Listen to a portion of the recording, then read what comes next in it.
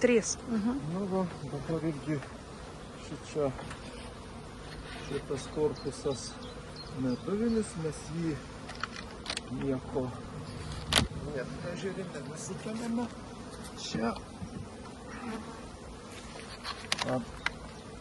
paimame plėvelę, kuri biškiuką lizdą šildymų, galim pažvelgti, kas čia darosi, kaip mano meduvinė.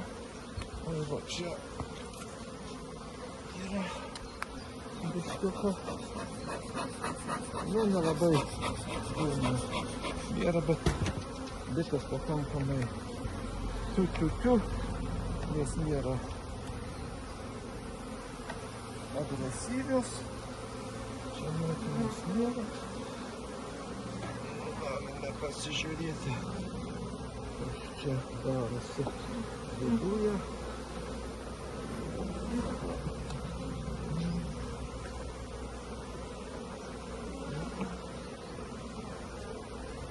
Kiparai jau pailgai išsiristi, aplinkui matosi tik tais paskutiniai, o pirmieji karai yra išsirpę.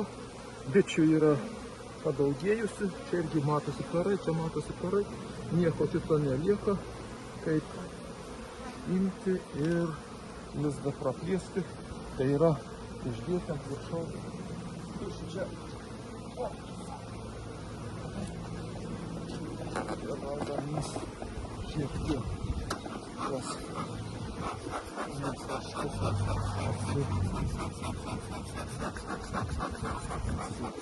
paidame ir uždarame.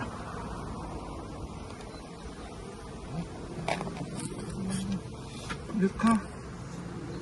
Ant viršaus dėsime meduvinį korpusą, kad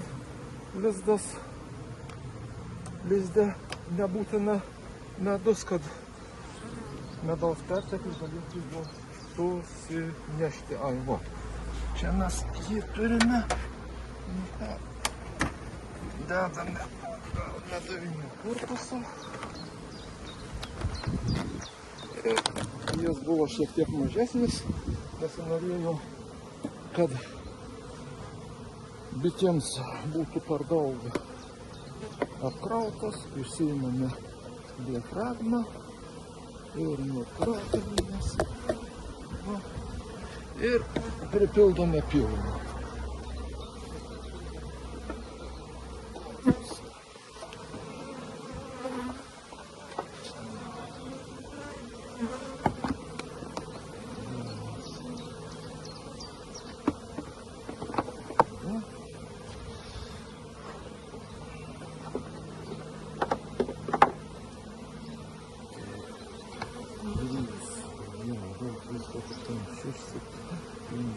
Viskas. Iškipą įvarkome.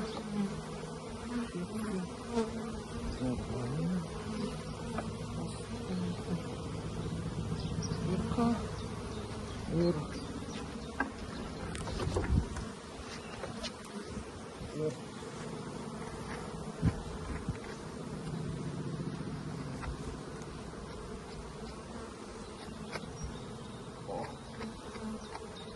nebenori jos.